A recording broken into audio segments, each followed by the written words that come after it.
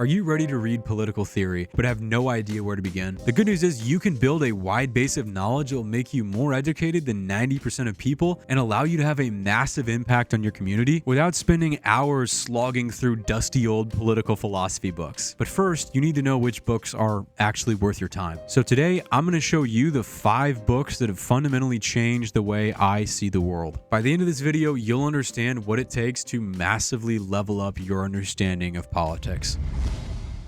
This first book made me realize that our entire culture is scripted. Sounds crazy, I know. Let me explain. The average American spends 7 hours a day looking at a screen. More and more, we are products of the media we consume. But here's the thing. That media is not neutral. The media is biased. Top shelf insight, I know. But seriously, this phrase has become cliche because the people saying it have no clue how true it actually is. I used to be one of those people. Sure, I was disillusioned by the status quo, but I didn't have the tools to understand what I was seeing. I just knew I was being lied to. When I discovered this book, it was like putting on a pair of glasses and seeing the world clearly for the first time. This book does a brilliant job explaining how the narrative is manufactured without any person or group directly pulling the strings. All we have to do is apply one very simple framework: follow the money. And when we follow the media's money, it becomes very clear who's in charge. The simple fact is media companies are beholden to their advertisers, to their owners, and to their sources if they want to stay in business. On paper, these media outlets may claim to be independent, but in reality, they have to stay in the good graces of the rich and powerful in order to keep operating. So these surface level claims about media bias that are so common in our culture,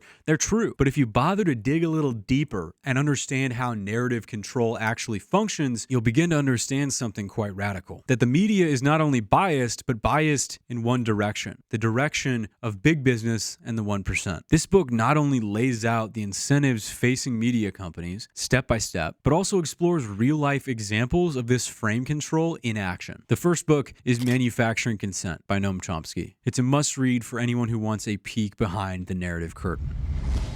This second book made me realize that everything I thought I knew about the Cold War was wrong. In fact, even the name Cold War feeds into the official narrative that this was a straightforward diplomatic conflict between the US and the USSR. In reality, what we call the Cold War was a decades-long, complicated, bloody struggle for control of the world. And billions of innocent people were caught in the crossfire. If we bother to listen to their stories, we understand that the Cold War wasn't really cold at all. This book is about the places where the Cold War got hot, places we don't hardly ever hear about, like in Indonesia, where the US sponsored an anti-communist dictatorship that killed upwards of 1 million people, or in Guatemala, where it bombed the capital city and funded an illegal coup to overthrow the democratically elected government. Why? To prevent reform that would have bought out land belonging to US fruit companies and given it back to the Guatemalan people. The military dictatorship that the US supported went on to kill hundreds of thousands of civilians and wage a brutal campaign of genocide against the indigenous population. That last example is really near to my heart. In 2020, when I visited Guatemala to do humanitarian work, I had the chance to meet and work with some of these indigenous Maya people, many of whom lived in extreme poverty without electricity or running water. But it wasn't until years later, when I read this book,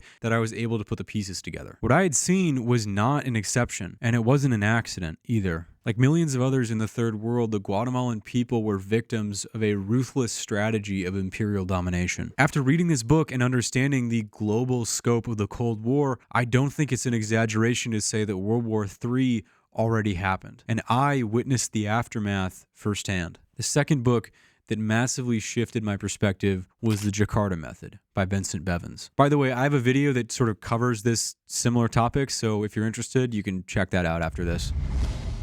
This book is one of the most insightful cases for socialism that I think I've ever read, and you'll never guess who wrote it. Here's my favorite line. It's the opening line, actually. Is it advisable for one who is not an expert on economic or social issues to express views on the subject of socialism? I believe, for a number of reasons, that it is. This line really helped me think about politics in a different way. Because I thought of economics as a science, I used to believe it was something best left to the experts. But this book convinced me of the exact opposite. It is essential that ordinary people take it upon themselves to learn about economics, to learn about politics. Why? Because economics, like any other science, can tell us how, but but it can't tell us why. Science is a means, not an end. And those ends, those goals, those priorities cannot be set by scientists and technocrats. They must be set by the people. You shouldn't let anyone tell you that it's not your business to decide what kind of world gets passed on to your children. Here's something that nobody on the left really talks about. Being smart enough to see past capitalist propaganda doesn't really make you a free thinker. If you're just parroting the talking points of your favorite creator, that's not very helpful, is it? This book gave me the push I needed to stop letting other people do my thinking for me. I wanted to discover the truth for myself, and that's a big reason why I ended up getting my degree in economics. This book is very brief, very understandable, and it's written by one of history's most brilliant minds. It's titled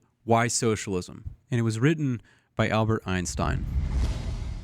This is one of the most well-researched books I think I've ever read. But here's the crazy part. It's fiction. Let me explain. In the 50s and 60s, there was a moment where it really looked like the Soviet Union might economically surpass the United States. There was a dream that a socialist planned economy could provide abundance for everyone. Never happened, of course, but for a moment, it seemed possible. This book follows the evolution of the Soviet economy in all of its quirks, its possibility, and its tragedy. But the way that it approaches the topic is unlike any book I've ever seen. And it manages to make what would otherwise be a pretty dry topic super compelling. Because it doesn't just recite facts like a normal history. It gives you dozens of tiny windows into the Soviet experience through the stories of everyday people, some of them real, some of them fictional. And through their lives, we glimpse the real subject of the story, which, of course, is the planned economy itself. And even though the characters are mostly fictional,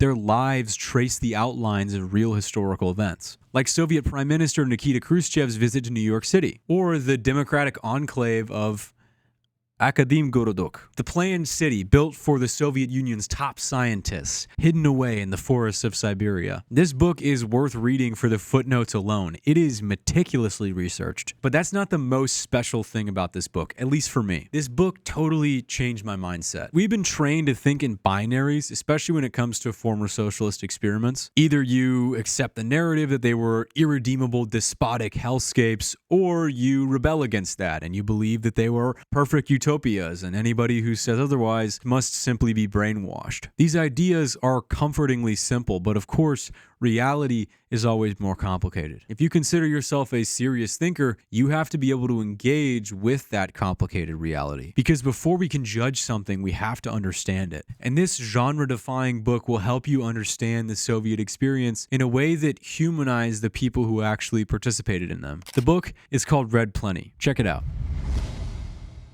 This last book challenges the most fundamental assumptions of our civilization, and I still don't know how to feel about it, other than to say, I'm impressed. Fundamentally, this book is about the climate crisis, but it goes way deeper than that. It's a philosophical examination of why the climate crisis is happening. The culprit, according to the author, is growth. More specifically, the sort of mindless, limitless growth that capitalism requires in order to survive. You see, we take it for granted in this modern age that we should constantly be expanding, extracting more and more from the earth to grow the economy. But as the author points out, this mentality is only possible when you see the earth as a resource to be exploited, rather than a living thing which deserves respect. This book brings up some really good ideas. It goes really deep into the philosophical roots of the capitalist system, but I still don't know how to feel about it. Sure, one part of me thinks that we should be living in balance with nature rather than dominating it. That the most noble thing we could do on this earth is just work enough to get by and spend our time hanging out with the people we love. A way of life that capitalism has robbed us of by demanding ever-increasing productivity and profit and growth. But another part of me thinks that striving, that expanding, that exploring is a fundamental part of what it means to be human. The drive to grow, is it a natural impulse or is it like a sick disorder brought on by capitalism? I don't know. But here's the best part.